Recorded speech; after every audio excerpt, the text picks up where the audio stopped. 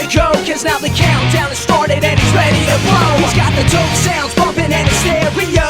That's fast, putting on a show. Don't wanna get yourself together, there's no time to rest. And if you put the time in, he'll put you to the test. He's like a running man in his world, war is less. And if you wanna test him, best bring your best.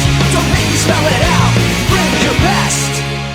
One must imagine himself a thinker, a contemplative man, somebody who asks himself the simple question: if? What if was? What if it was? What if you could make if was? That's what we're here to talk about today. We are here to talk about a monumental accomplishment in the Sonic community, probably the most well-known fan-made project that the Sonic community has ever produced. A project that has actively rewritten the perception of Sonic the Hedgehog 2006. It is Project 06. This is a fan-made game that we are talking about. Why? You guys don't cover fan games. Well, you're right, we don't. We don't have anything against fan games. We actually love fan games. But the reality is that the Sonic 06 review that we did was complicated for a variety of reasons, and a lot of that has to do with the perception that 06 has nowadays. And because of Project 06, there is a legion of people sort of lining up to defend Sonic 06 because of this remake, which warrants an investigation. We've both played it. I played it when each of the pieces was coming out. I recently replayed it. It's really, really fucking good. Like, what do you want me to say? Yeah, no, it is. And it's like, I don't necessarily blame people for perspective shifting. Because look, even before Project 06 came out, yes, it's the whole what if this game could have been really good if only, and all that stuff. But now things have kind of shifted because now we have an if that was actually realized. And because of that, it kind of did shift a lot of perspective about, hey guys, maybe 06 was actually good in the end. No.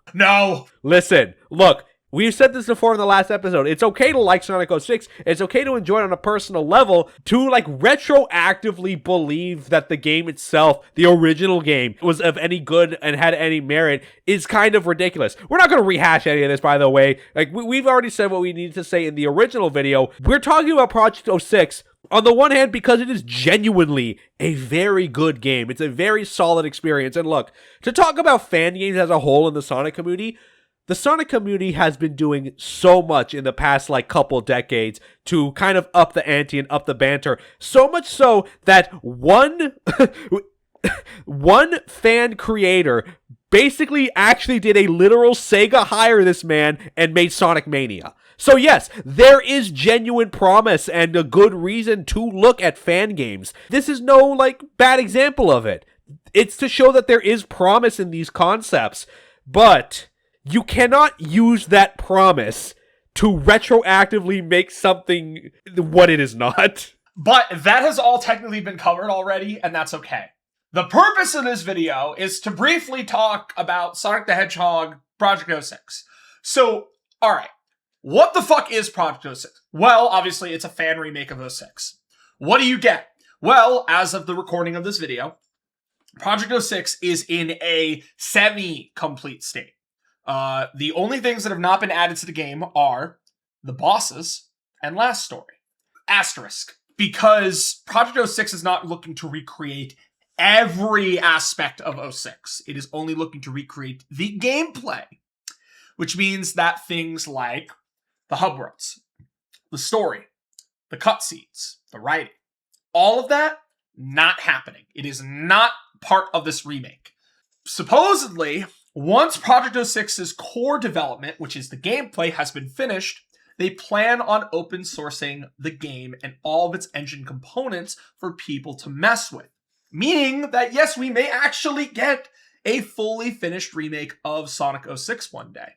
But as of right now, this is gameplay only, which means that we are only going to be talking about gameplay. And I really think that's the big thing. Project 06 is a triumph in so many ways because it really does feel like SA3. And I say that in the highest possible regard I possibly can. The characters feel great. The movement feels great. Oh my God, Sonic actually feels like a fucking Sonic character. I'm able to move, I have speed, I have quick reactions to everything. Oh wow, this is fantastic. This is lovely. Dude, don't even get me started on Blaze, bro. Blaze is amazing in this game engine. Dude, they should just make a full... my friend Brandon said it when we were messing around at his place playing Project 06. He's like, dude, they should just make a full game with this engine of just Blaze. And I'm like, dude, I'm telling you, man, they should. As we said, unofficial PC remake of this game made by community member Chaos X. So, full bottom-up remake of the game ranging from quality of life improvements, restoration of cut content, expansion of gameplay concepts, such as including character movesets from SA1 and 2. Very big, very interesting stuff. Yeah, a ton of characters basically got moves back from SA1 and SA2 that actually make their kits not fucking dog shit. So a good example of this is Tails. Tails throws dummy ring bombs. They're actually colored different now. And he can use his tail swipes attacks from SA1, which is awesome. Knuckles has a actual punch combo that he can use alongside some a different style of homing attack, which is pretty cool. He actually feels good to play now. It's pretty awesome. Rouge has her kicks, dive kicks, all that stuff back. Omega, he just feels way better. Amy is an actual real character that has like the full kit and everything. It's awesome. It's fantastic. Blaze feels amazing. And most crucially is, of course, the 3 hedgehogs. So for Sonic, you get the restoration of the energy gauge for his gems. And the way you get the gems in Sonic Story is pretty ingenious because you can just find them in the stages. Yes, this is something that I absolutely love. One of the best aspects of Project 06 is that the optional upgrades are back and they are located in the stages again. That's so much fun. More importantly, it gives you an incentive to replay the game. Because now it's like, oh, let me go find these gems.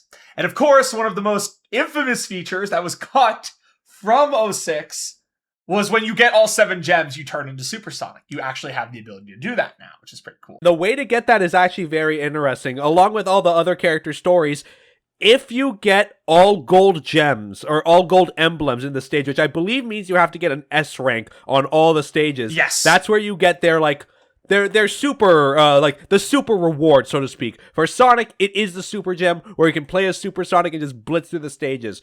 For Shadow, they gave a bunch of upgrades to his combat, and his like full completion means you get to take off his inhibitor rings in game.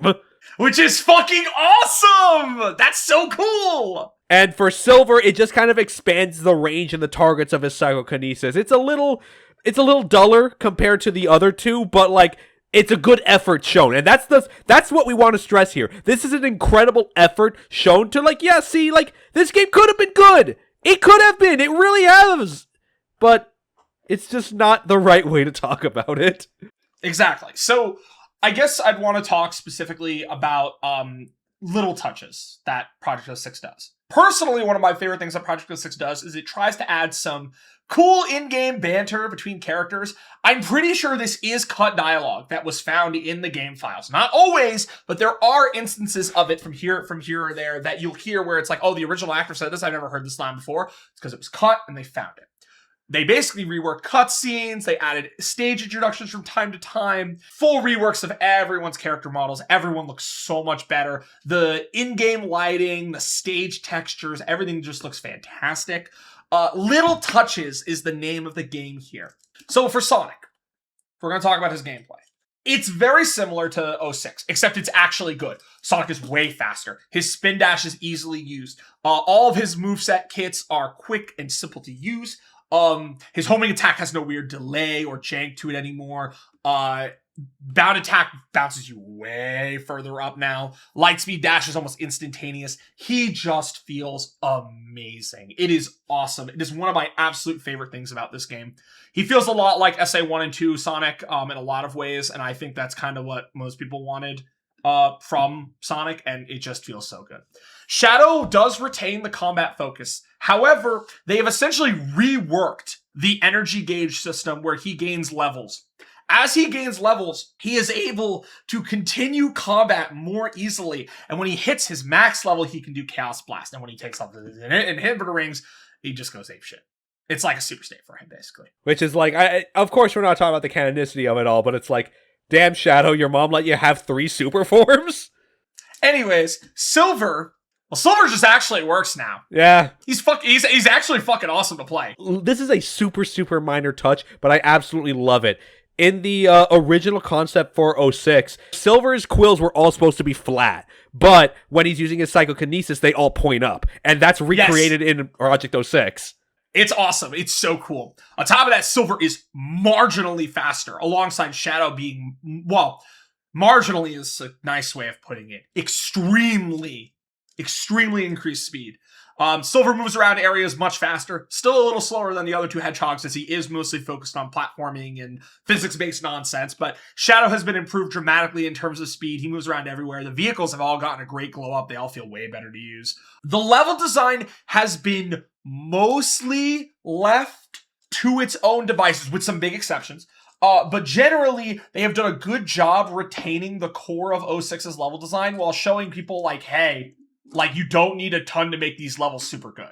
And I think that's really the big thing. It's just small stuff that really, like, holds... Like, aside from, like, the fundamental, like, game design elements that, like, each character has, the levels themselves are solid. They just need to be put in an engine and have tweaks in order to make them feel better on average, you know? Right, and speaking of the characters themselves, all of the effort was just done into reworking the characters. All the level designs, all the stages were left basically intact. There are minor differences between levels. They have done some adjustments to them here and there, just to make them flow a little bit better or make certain segments not feel as, like, nonsensical. I expect, by the way, I'm just going to say this right now, I expect Last Story, End of the World, to have a huge remake in terms of its overall, like, level design and structure, because it's so lazy it hurts, honestly. I do understand that, and that's fair, but I'm mostly just talking about the fact that the ball puzzle in Silver Story does not make me want to hang myself now. Oh, well, but okay, but that's because it's actually well designed. Exactly. So what I'm more talking about is, like, specifically, like, I think that, like, the fact that the levels only needed minor reworks in order to get things done is pretty impressive to begin with, but I also think it's even more impressive the fact that, like, they're just openly like, yeah, we're completely fine with, like, just doing, like, full reworks of sections if we don't think that they match up to snuff, basically. Yeah, and I mean, on top of that, speaking of, like, the game development part of Project 06, the game was originally released as a small demo in April of 2019 and consisted only of Sonic's Wave Ocean and Kingdom Valley.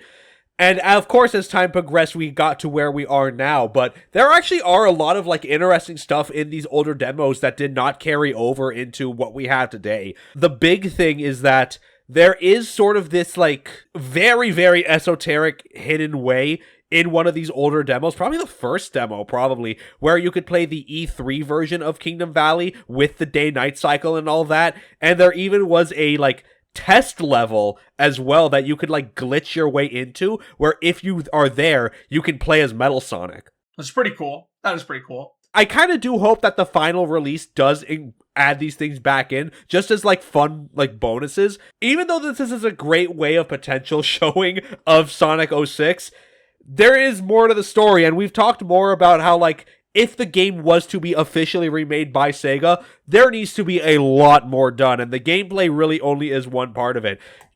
Chaos X said that he has no intention of, like, doing the story stuff, which is perfectly fair and perfectly reasonable. That being said, though, I did take a little bit of time to sort of put my own mind to work and go, okay, if we were to rewrite Sonic 06 for a remake, what could we do here? Okay? All right, hold on. We're preferencing this, right? Okay? Alberto did this. This is his work. I will be commenting on it because I have to comment on it. I have to rein in the copium that's in his head. Don't worry. I'm here. I'm the angel on his shoulder. Archie, the Archie Sonic comics is the devil. All right. Well, that took the wind out of what I was gonna say. Hey, fuck you. Go. No, keep going. But again, we want to preference something really quickly. Remember, this is just a discussion. This is just what we think. If you feel differently, comment, talk about it. We're more than willing to have a discussion about it. We would actually love to see how people would want to rewrite 06. It's been a long-standing talking point for many, many years. I have some own personal opinions on how you rewrite 06. A lot of it has to do making Sonic Story actually mean something. Right. Concept. What a concept, right? Okay. All right, guys. So I think there's a very simple way you can do everything, okay? Okay. I think replace Elise with Sally, everything falls into place. Oh, brother, this guy stinks! All right, man. All right. Good session. I'll see you next week. And he's leaving. The door is open. He's probably going to come drive to my house to beat me up, as I deserve. I can't do that to you. I can't do that to you. I had a change of heart. Can't do that to you. That being said, you're fucking delusional.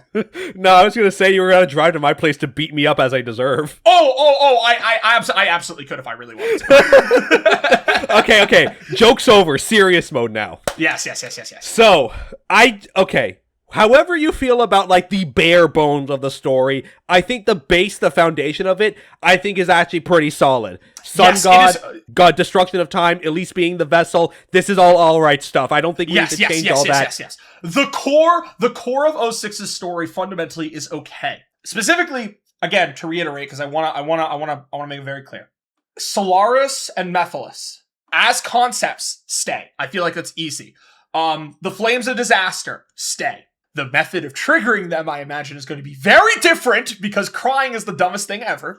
Elise as a character can stay. She probably has to be reworked pretty substantially, though. But that's that was sort of the core of my template here. So the core changes for Sonic's story, I think, obviously does come from Elise. I think we introduce her as a much more muter and restrained character personality-wise. Yes.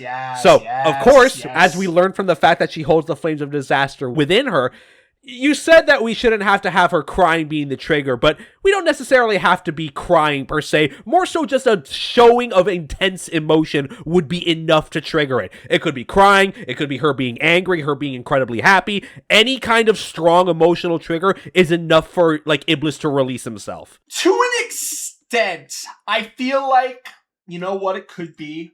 You know, if you really wanted to, hone in on it, I feel like, all right, you ready for my 5,000 IQ take? All right. So Elise interprets the idea of emotion, right? Being an emotional reaction of any kind.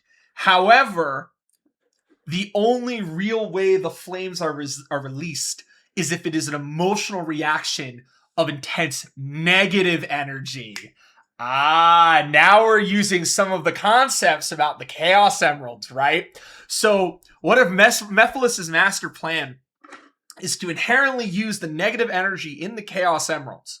By the way, which, just as a side note, we don't have to reference SA1 at all with this. It is literally just the idea of the Chaos Emeralds having positive and negative energy in them, which is like a semi-understood concept, right? They can be used for good and evil. The idea of Mephiles using the negative energy inside the Chaos Emeralds in order to fuse with Solaris, and the only way he can get that is by having the Iblis released, right? Having the Flames of Disaster be released. So, what if, as the story goes on, Elise starts to show more emotion? And then by the end of the story, her emotion is starting to actually come through because of her relationship with Sonic and the two of them becoming better friends, right? And then what if the end, she's laughing and having a great time, after the whole fucking thing, right? And she realized oh my God, it didn't set off the Flames of Disaster. It must not be, I can express myself. Right? What if that's the conclusion? So I what think if she discovered that the thing is, I think in order for that to really hit, you gotta pepper that in throughout the story. You gotta have that moment. Exactly. So that's actually kind of where I was going through with next is that, as we go through the story, Sonic is interacting with her. She's opening up to him more so about how she was raised, how she has the Flames of Disaster with her, and she feels the need to suppress her emotions. And Sonic just flat out believes this is just an awful way to live. You cannot, suppress yourself to this degree because of what happened to you. That's not fair to you. So, through the course of the game, maybe Sonic, goes around the city with her and just has a decent time with her. And yeah, maybe they have to be dodging Eggman and all that, going through the stages. I don't know. Maybe some, have a little bit of weight. Well, hold on. Have a little bit of weight to those stages where, you have Sonic carrying Elise through them. Maybe there should be some more dialogue in there of Elise showing she's legitimately having fun, just running with Sonic, Yeah, I mean, another really good way to make it so that the two of them have a relationship, okay, when we say relationship, we mean platonic there. I mean, I feel like this goes without saying the kiss scene is rewritten. No, of course. Yeah. So we're not making any sort of romantic angle. We're literally only having it be that Sonic, in his, general sense, one of the things that he's best doing in like all of his best game appearances is that he helps people understand that yes, they too can be free and they don't have to live by the expectations of those around them, right? I mean, this is best exemplified in Merlina, who is a great character and awesome because Sonic shows her that, yeah, like everything ends, but we have to keep going because it's the only way to really live, right? And Exactly. It's like, that's beautiful. And of course, with that sort of mindset in mind, Elise finds Sonic very inspiring.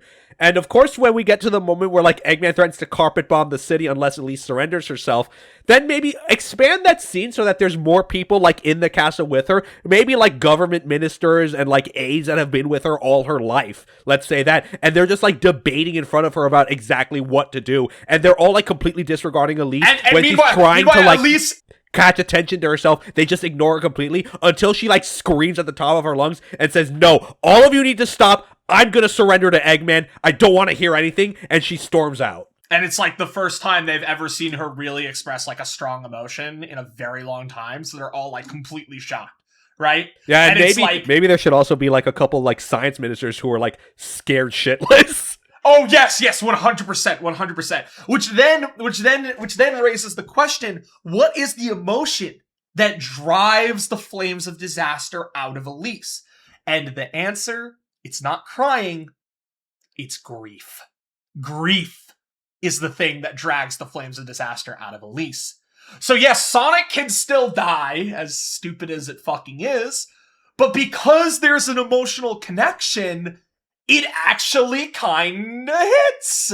Yeah, exactly. So then after the end of the story, when Sonic rescues her from the egg carrier, the two laugh and she's thankful to Sonic for the last couple of days. And she thinks how like, oh yeah, it's because of you I was able to like really discover myself, Sonic. I didn't know where I'd be without you. And Sonic's like, no, Elise, like that was all you trying to like come through and be who you want to be.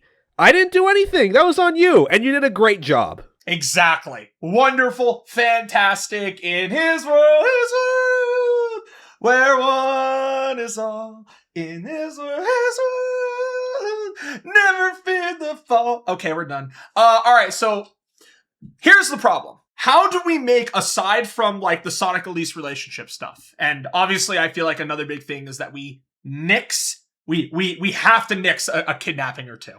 The kidnapping or two has to go from this story.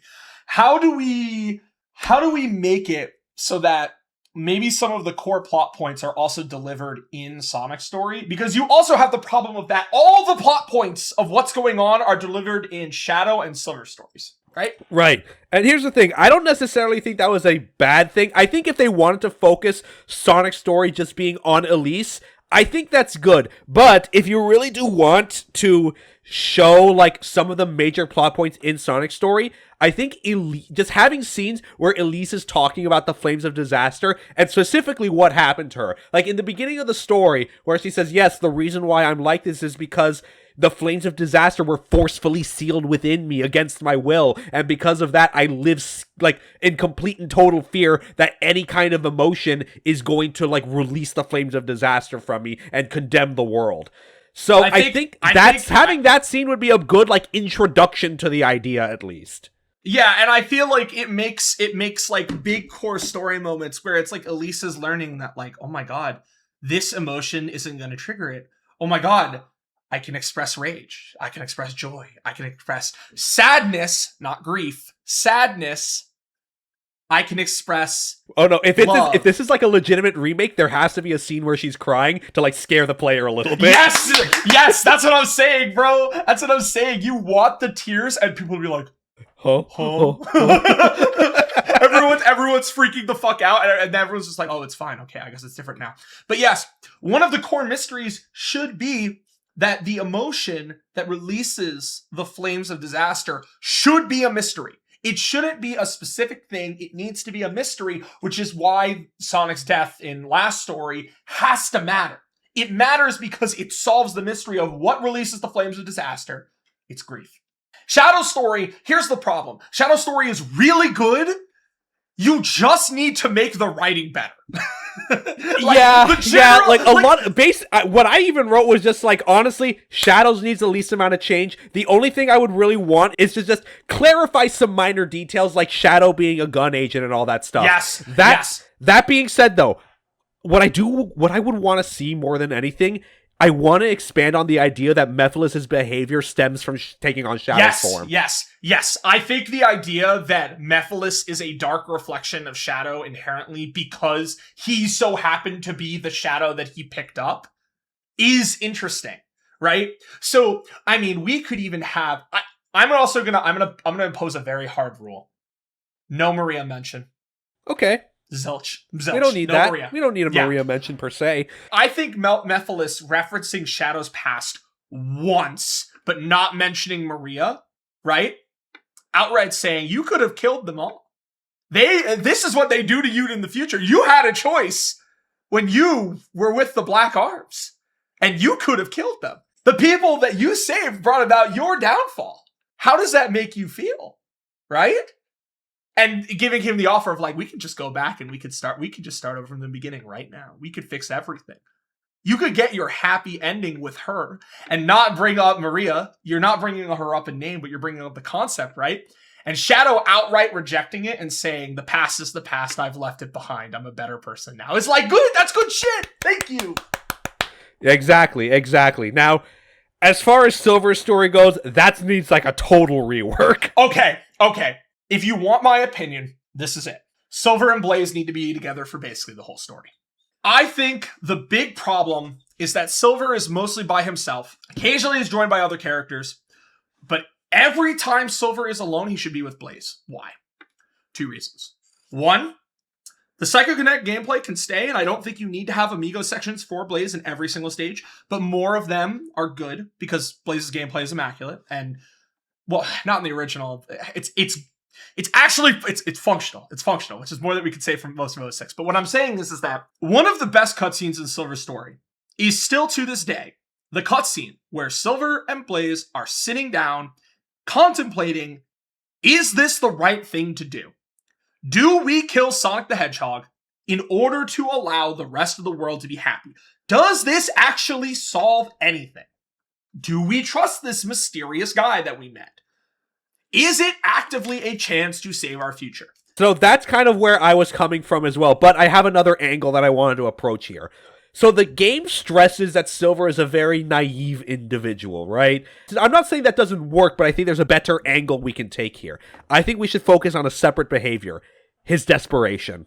Yes, Silver is desperate. This is something that the IDW comics are also very insistent on showing. Silver is naive. But when push comes to shove and he feels like he has to take action, he doesn't hesitate. He does it out of desperation every single time because there's nothing he wants more than to free his future and make sure people are safe. Exactly. So stress that on like the scene where they meet Mephiles, they go back in time to kill Sonic, and Blaze throughout the whole time is like trying to be the voice of reason and trying to say, hey Silver, maybe we should rethink this, maybe we should calm down here. And as far as like the Sonic Rush connection goes, I do think there needs to be some explanation to that, but like... Kill it.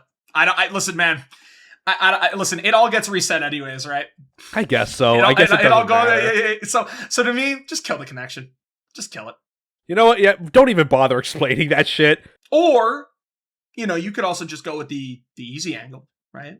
Basically say, Blaze, I don't know how you got here, but you came here one day.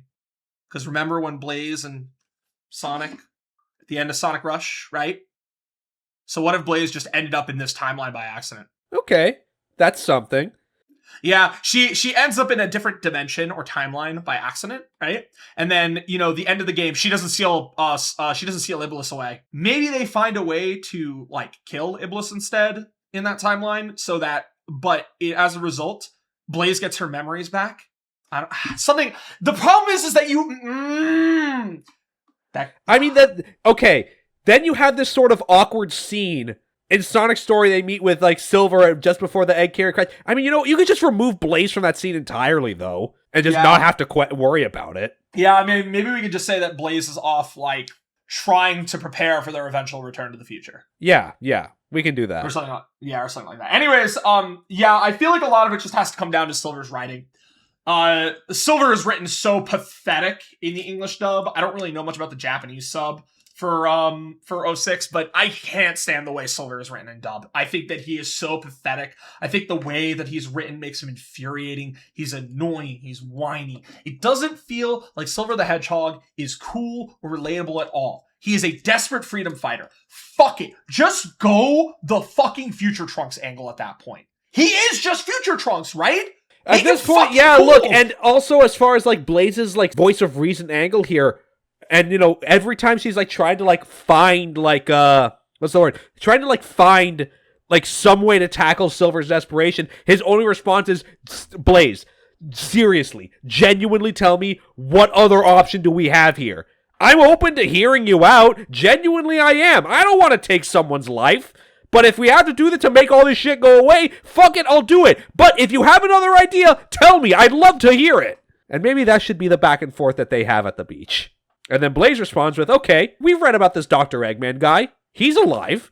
Let's go to his fucking base. Let's see what he has to say. Yeah, see? And now you're including the other characters. I mean, you know, you could just also make it really funny if, like, Eggman say the wouldn't the door be easier line twice? Like, just for a bit. Hey, he's just, you know, and during, like, Shadow Story, he can be like, second time this week I've had to deal with it. Yeah. So the whole crux of that scene should basically just be like Silver understanding, don't listen to the first person that tells you anything, and especially don't accept an easy answer. I think that's the lesson Silver needs to learn. Don't accept the easy answer. With Silver's story out of the way, obviously we've made this already clear.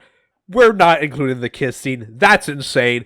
That scene should just change that into like a prayer circle with Elise leading it, and everyone's love and energy pours into the Chaos Emeralds. They juice up the positive energy, and that brings Sonic back to life. Yeah, you know, wonderful. And yeah, of course, as we've already like kind of workshop with Elise, Mephiles still kills Sonic, and her grief is what unlocks the Flames of Disaster and all that. And of course, I think if we still include the scene in Shadow and Silver's, or it was in Silver's story where the Duke like pours the Flames of Disaster into Elise's body, and I think we need to have something clarifying here that like this was also an act of desperation and not just him being a fucking idiot. I mean, you just have. All right, I'm gonna say maybe just like have like no, hold on. I'll do you one better. Let's make the Duke a really shitty dad. It would be really funny. Okay. like bro has to do something in this story, right? Because, like, what does Blood do? He does nothing. I mean, maybe we should also, I don't know, maybe it's more of like a secondary aspect of it, but shouldn't there be an explanation as to why they were experimenting on Solaris to begin with? One must imagine the Duke of Soliana happy. I can't, that motherfucker's cooked! Yeah, I don't know what they're going with. I don't know, maybe if we do keep the shitty dad angle, and then when he's on his deathbed and he does what he does to Elise, he just kind of like flips a switch in him and go like, Jesus Christ, what have I done? Jesus fucking Christ. I don't know, it's better than something. It's better than something for sure. I don't know, man. That's the thing here. Even though we had this little workshop of ours, the whole point of this was just to say, Sonic 06 fundamentally needs a lot of work. And this remake proves that there's something to be gained from that. But as we had said previously, on our hands and knees, please don't use this remake as your dick riding excuse. Pretty please, just for me. It's good. It is good for little Aaron, for my beautiful little face, right? See, this is a face you can trust. You can't trust me. I'm lying to you. It's false. We made it up. No, but seriously, Project 06 is really good. It's like really fucking good. But I am very interested to see what they end up doing with the Solaris boss fight specifically, because that boss fight could be fucking awesome if they go all in on remaking it and making it really interesting. Right. Also, I think it would be really funny if in Project 06 they include a special difficulty toggle for Silver's first fight against Sonic. You know, just to make it extra fucked up, right? There's a lot to handle. So that's all I really have to say on the topic of Project 06. The gist of it is that like in a vacuum, incredible, really, really promising.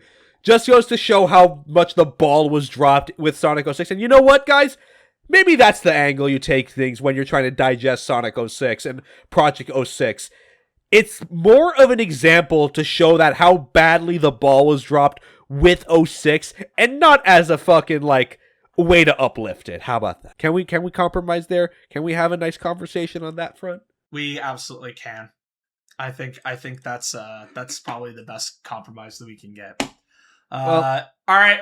Well, I've hit my mandated Sonic 06 talking quota for at least, the next, 10 years. I don't want to talk about this game for fucking much longer, unless that remake is real, in which case you'll be hearing a whole fucking giga podcast about how they can fucking fix 06. But besides that, now we have to move on to brighter pastures. And by brighter pastures, I mean a game potentially even worse than 06. That's right, guys. Next on the docket is, of course, Sonic and the Secret Rings. Another game with a lot of promise, if only they just had a completely different gameplay style. You'll be hearing about our gripes with it, but just to let you guys know up front, I'm just going to give you guys a TLDR. Man, I really like Sonic and the Secret Rings. Fuck, I wish I wasn't playing Sonic and the Secret Rings. This game is abysmal. See you guys then! Patreon.com/SonicSpeed. I did the bit already. Go there. Sonic's rocking and he's ready to go, cause now the countdown has started and he's ready to blow.